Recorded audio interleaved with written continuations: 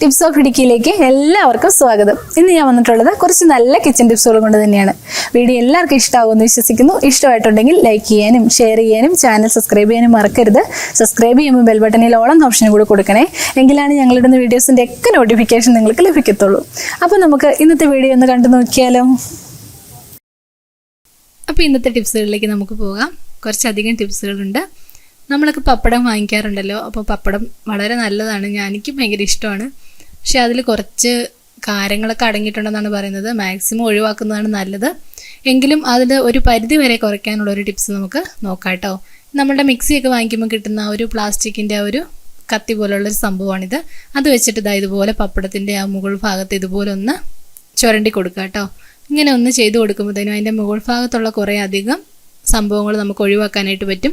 പിന്നെ നമ്മളുടെ എണ്ണയും കുറച്ച് വൃത്തിയായിട്ട് അതിൻ്റെ കാരത്തിൻ്റെ ഒരു അംശം കുറയ്ക്കാനായിട്ട് നമുക്ക് സഹായിക്കുവേ. അപ്പം നിങ്ങൾ ചെയ്ത് നോക്കിയോളൂ. അതിനുശേഷം നിങ്ങൾ പപ്പടം സ്റ്റോർ ചെയ്യുമ്പോൾ ഒരു കാര്യം ശ്രദ്ധിക്കുക. നല്ല ക്ലീനാക്കി ഇതുപോലെ എടുത്ത് എയർ ടൈറ്റ് ആയിട്ടുള്ള കണ്ടെയ്നറിൽ വെച്ചിട്ട് നമുക്ക് ഫ്രിഡ്ജിൽ സൂക്ഷിക്കാം. പിന്നെ നമ്മൾ പപ്പടം വറുത്തതിന് ശേഷമാണെങ്കിൽ നമുക്ക് പപ്പടം ഒരു കണ്ടെയ്നറിലാക്കി ഫ്രീസറിൽ സൂക്ഷിക്കാം കേട്ടോ. അപ്പോൾ എത്ര ദിവസം കഴിഞ്ഞാലും അതിൻ്റെ ടേസ്റ്റിനോ മണത്തിനോ ഗുണത്തിനോ ഒന്നും ഒരു വ്യത്യാസവും വരാതെ നമുക്ക് ഫ്രഷ് ആയിട്ടുള്ള പപ്പടം അപ്പം വറുത്തതുപോലെ തന്നെ കഴിക്കാനായിട്ട് സാധിക്കും. അത് പക്ഷേ വറുത്തതിന് ശേഷം ഫ്രീസറിലാണ് വെക്കുന്നത്. വറുക്കുന്നതിന് മുൻപാണെങ്കിൽ നമുക്ക് സാധാരണ ഫ്രിഡ്ജിൽ വെച്ച് കൊടുത്താൽ മതിയാകും. അപ്പോൾ എല്ലാവരും ട്രൈ ചെയ്ത് നോക്കിയോളൂ. കണ്ടോ, അതിൻ്റെ ആ ഒരു വെള്ള പൊടി പോലുള്ള സംഭവം എന്തുമാത്രമാണെന്ന് കണ്ടോ. നല്ല അധികമായിട്ട് വളരെയധികം ഉണ്ട് കേട്ടോ. അപ്പോൾ നിങ്ങൾ ഇങ്ങനെ ചെയ്തതിന് ശേഷം കഴിക്കുവാണെങ്കിൽ ഒരു പരിധി വരെ നമുക്ക് കുറയ്ക്കാനായിട്ട് സാധിക്കും. പിന്നെ പപ്പടം അധികം കഴിക്കാതിരിക്കുന്നതാണ് എപ്പോഴും നമ്മളുടെ ആരോഗ്യത്തിന് നല്ലത്. അല്ലാന്നുണ്ടെങ്കിൽ നമുക്ക് ഹോം മെയ്ഡായിട്ട് ഉണ്ടാക്കി കഴിക്കുവാണെങ്കിൽ ആ ഒരു പ്രോബ്ലം വരത്തില്ല. അപ്പോൾ നമുക്കിനി അടുത്ത ടിപ്സിലേക്ക് പോവാം. അടുത്ത ടിപ്സ് എന്ന് പറയുന്നത്, നമ്മൾ സവോളയൊക്കെ നല്ല രീതിയിൽ തൊലിയൊക്കെ പൊളിച്ച് കളഞ്ഞതിന് ശേഷം നമുക്ക് വൃത്തിയാക്കിയതിന് ശേഷം നമുക്ക് ഫ്രിഡ്ജിൽ സൂക്ഷിക്കുവാണെങ്കിൽ ഒരു അരമണിക്കൂർ ഫ്രിഡ്ജിൽ സൂക്ഷിച്ചതിന് ശേഷം അരിയുവാണെങ്കിൽ കണ്ണൊന്നും നീറാതെ നമുക്ക് സവോള അരിഞ്ഞെടുക്കാനായിട്ട് സാധിക്കുവേ. പിന്നെ സവോള എടുക്കുമ്പോൾ ഒരു കാര്യം ശ്രദ്ധിക്കുക, അതിലെ ഒരു കറുത്ത സംഭവം ഉണ്ടല്ലോ, സവോള നമുക്ക് പൊളിക്കുമ്പോൾ കാണാം. ചില സവോളകളിലൊക്കെ നന്നായിട്ട് കാണാനായിട്ട് സാധിക്കും. അത് നന്നായിട്ട് കഴുകിയതിന് ശേഷം മാത്രം വേണം കേട്ടോ യൂസ് ചെയ്യാനായിട്ട്. അപ്പം ഇങ്ങനെ ഇത് ഫ്രിഡ്ജിൽ വെച്ച് സൂക്ഷിക്കുവാണെങ്കിൽ നല്ല രീതിയിൽ നമുക്ക് കണ്ണൊന്നും നീറാതെ തന്നെ, കണ്ണിൽ നിന്ന് വെള്ളമൊന്നും പൊടിയാതെ തന്നെ നമുക്ക് നമ്മളുടെ സവാള അരിഞ്ഞെടുക്കാനായിട്ട് സാധിക്കും. അടുത്ത ടിപ്സിലേക്ക് നമുക്ക് പോവാം. അടുത്ത ടിപ്സ് എന്ന് പറയുന്നത്, സവാള നമുക്ക് വേഗം വഴറ്റിയെടുക്കാനുള്ളൊരു ടിപ്സാണ് കേട്ടോ. അത്യാവശ്യ ഘട്ടത്തിൽ മാത്രം ഉപയോഗിക്കുക. നമുക്കുള്ള ബേക്കിംഗ് സോഡ ഉണ്ടല്ലോ, നമ്മുടെ വീട്ടിലുള്ള ബേക്കിംഗ് സോഡ, ഒരു നുള്ള് ബേക്കിംഗ് സോഡ ഇട്ട് കൊടുക്കുക. നമ്മൾ വഴറ്റിക്കൊണ്ടിരിക്കുന്ന ആ ഒരു സവാളയിലേക്ക് ഒരു നുള്ള് മാത്രമേ ചേർത്ത് കൊടുക്കാവുള്ളൂ, അധികം ചേർത്ത് കൊടുക്കരുത്. ഇത് എമർജൻസി ആയിട്ടോ എപ്പോഴെങ്കിലും അത്യാവശ്യം വന്നാൽ മാത്രമേ നിങ്ങൾ ഈ ടിപ്സ് പരീക്ഷിക്കാവുള്ളൂ. പക്ഷേ വളരെ ഇഫക്റ്റീവാണ്. നല്ല രീതിയിൽ വേഗം തന്നെ നമുക്ക് സവാള വഴറ്റി കിട്ടും. ഹോട്ടലുകാരൊക്കെ ചെയ്യുന്നതാണ് കേട്ടോ. ഭയങ്കര എളുപ്പത്തിൽ അവരുടെ സവാള നമുക്ക് വഴറ്റി കിട്ടാനായിട്ട് സഹായിക്കും. അപ്പം ഇത് ട്രൈ ചെയ്ത് നോക്കുക. ഏതെങ്കിലും അത്യാവശ്യ ഘട്ടത്തിൽ മാത്രം, അല്ലാത്ത സമയത്ത് സാധാരണ പോലെ നമുക്ക് വഴറ്റുന്നതാണ് നല്ലത്. ഇനി നമുക്ക് അടുത്ത ടിപ്സിലേക്ക് പോവാം. അടുത്ത ടിപ്സ് എന്ന് പറയുന്നത്, നമ്മൾ ഇഡ്ഡലിയൊക്കെ ഉണ്ടാക്കാറുണ്ടല്ലോ, ആവിയിൽ പുഴുങ്ങുന്ന എന്ത് സംഭവമാണെങ്കിലും നമുക്ക് ഈ ടിപ്സ് ഒന്ന് ട്രൈ ചെയ്ത് നോക്കാം കേട്ടോ. അത് നമ്മൾ ആവിയിൽ വേവിച്ചെടുക്കുന്ന സമയത്ത് വെന്തതിന് ശേഷം ഒരു 2 മിനിറ്റും കൂടി തുറന്ന് വെച്ചതിന് ശേഷം ഒന്ന് നല്ല രീതിയിലൊന്ന് ഹൈ ഫ്ലെയിമിലൊന്ന് കുക്ക് ചെയ്യുക. അപ്പോൾ ഉള്ള ഗുണമെന്ന് പറഞ്ഞാൽ നമ്മളുടെ ആ ഒരു ഇഡ്ഡലിയിലൊക്കെ പറ്റി പിടിച്ചിട്ടുള്ള ആവി വെള്ളം ഉണ്ടെങ്കിൽ അതൊക്കെ പോകും. നമ്മളുടെ ഇഡ്ഡലി കുറേ സമയം കൂടി നമുക്ക് നല്ല ഫ്രഷായിട്ട് ലാസ്റ്റ് ചെയ്യുകയും ചെയ്യും കേട്ടോ. നമുക്ക് ഇഡ്ഡലി ഉണ്ടാക്കുമ്പോൾ മാത്രമല്ല, നമ്മൾ പഴം പുഴുങ്ങുമ്പോഴും നിങ്ങൾ ഈ ടിപ്സ് ചെയ്ത് നോക്കിയോളൂ. പഴം പുഴുങ്ങുമ്പോഴും നമുക്ക് നല്ല യൂസ്ഫുള്ളാണ്. അതുപോലെ തന്നെ എന്ത് തന്നെ ആവിയിൽ ചെയ്തെടുക്കുന്ന എന്ത് കാര്യമാണെങ്കിലും നമുക്ക് ഈ ടിപ്സ് ഒന്ന് പരീക്ഷിച്ച് നോക്കാം. പുറമേ പിടിച്ചിരിക്കുന്ന വെള്ളം അങ്ങ് നല്ല രീതിയിൽ വറ്റി വരും. അപ്പം നമ്മളുടെ ഭക്ഷണം നല്ല കുറച്ചും കൂടി നേരം നന്നായിട്ട് ഫ്രഷായിട്ടിരിക്കും കേട്ടോ. ഇനി നമുക്ക് അടുത്ത ടിപ്സിലേക്ക് പോവാം. അടുത്ത ടിപ്സ് എന്ന് പറയുന്നത്, നമ്മൾ ബിസ്ക്കറ്റൊക്കെ പൊട്ടിച്ച് വെച്ചാൽ വേഗം തന്നെ തണുത്ത് പോകും അല്ലേ, അല്ലെങ്കിൽ ഉറുമ്പിൻ്റെ ശല്യമൊക്കെ ഉണ്ടാകും. അപ്പം ചെയ്യാൻ പറ്റുന്നൊരു ടിപ്സാണ് കേട്ടോ. നല്ല എയർ ടൈറ്റ് ആയിട്ടുള്ളൊരു കണ്ടെയ്നർ എടുക്കുക. ഞാനിവിടെ കണ്ടെയ്നർ എടുത്തിരിക്കുന്നത് കണ്ടോ, ഇതുപോലത്തെ കണ്ടെയ്നറാണ്. പോളി സെറ്റ് എന്ന് പറഞ്ഞ ആ ഒരു വിഭാഗത്തിൽ വരുന്ന പ്ലാസ്റ്റിക്കാണ് കേട്ടോ ഇത് യൂസ് ചെയ്തേക്കുന്നത്.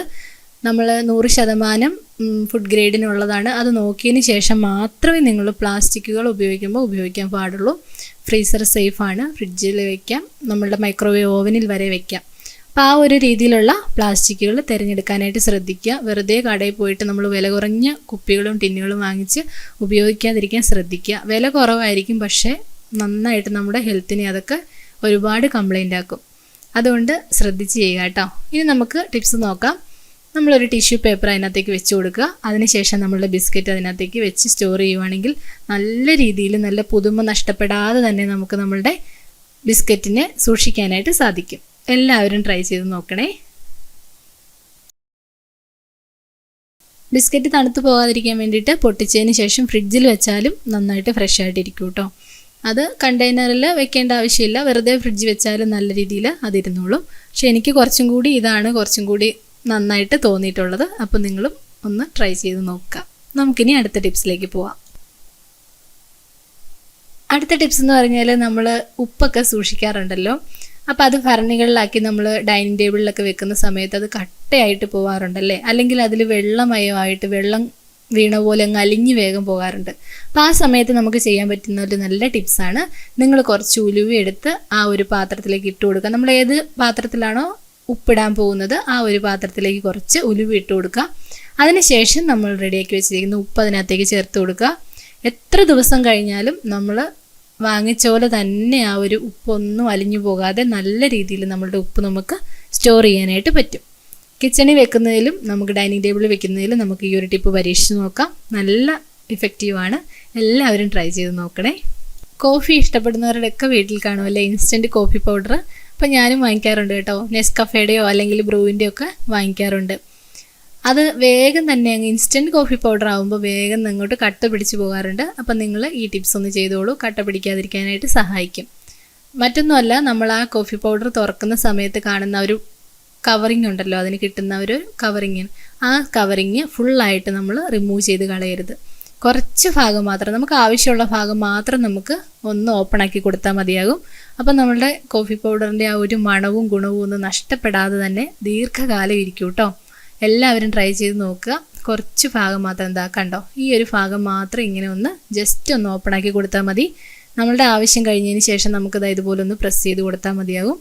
അപ്പോൾ ഈ കോഫി പൗഡർ ഫ്രഷായിട്ട് തന്നെ ആ ഒരു മണമൊന്നും നഷ്ടപ്പെടാതെ നമുക്ക് സൂക്ഷിക്കാനായിട്ട് സാധിക്കും. ട്രൈ ചെയ്ത് നോക്കണേ. അടുത്ത ടിപ്സ് എന്ന് പറഞ്ഞാൽ, നമ്മൾ കത്തിയൊക്കെ ഉപയോഗിക്കുമ്പോൾ അറിയാം, വീടുകളിലെ കത്തിയൊക്കെ വേഗം തന്നെ തുരുമ്പെടുത്ത് പോകാറുണ്ട്. നമ്മൾ എന്തെങ്കിലും മുറിച്ചതിന് ശേഷം വെച്ചാലോ അല്ലെങ്കിൽ എവിടെയെങ്കിലും വെച്ച് കഴിയുമ്പോഴത്തേനും കുറച്ച് നേരം കഴിയുമ്പോൾ എടുത്ത് നോക്കിയാൽ അല്ലെങ്കിൽ തുരുമ്പിൻ്റെ അംശമുണ്ട്. അപ്പോൾ അത് കളയാൻ വേണ്ടിയിട്ടുള്ള നല്ലൊരു ടിപ്സാണ്. നമ്മൾ വിനാഗിരി ഉണ്ടല്ലോ, നമ്മുടെ വിനാഗിരി, അത് നമ്മളുടെ വീട്ടിലുള്ള എന്ത് തുരുമ്പിനെയാണെങ്കിലും തുരുത്താനായിട്ട് സഹായിക്കും. അപ്പം നിങ്ങൾ കുറച്ച് വിനാഗിരി ഇതുപോലെ ഒന്ന് തേച്ച് കൊടുക്കുക. അതിനുശേഷം നന്നായിട്ടൊന്ന് വാഷ് ചെയ്ത് കൊടുത്താൽ ആ തുരുമ്പൊക്കെ വളരെ നല്ല രീതിയിൽ പോയിട്ട് നമ്മളുടെ കത്തിയൊക്കെ നല്ല വേഗത്തിൽ ക്ലീൻ ആക്കി എടുക്കാനായിട്ട് സാധിക്കും. എല്ലാവരും ട്രൈ ചെയ്ത് നോക്കുക. നിർദ്ദേശങ്ങളും അഭിപ്രായങ്ങളും ഒക്കെ കമൻറ്റ് ചെയ്യാനും മറക്കരുത്. മറ്റൊരു നല്ല വീഡിയോയുമായി വീണ്ടും കാണാം. Thanks for watching.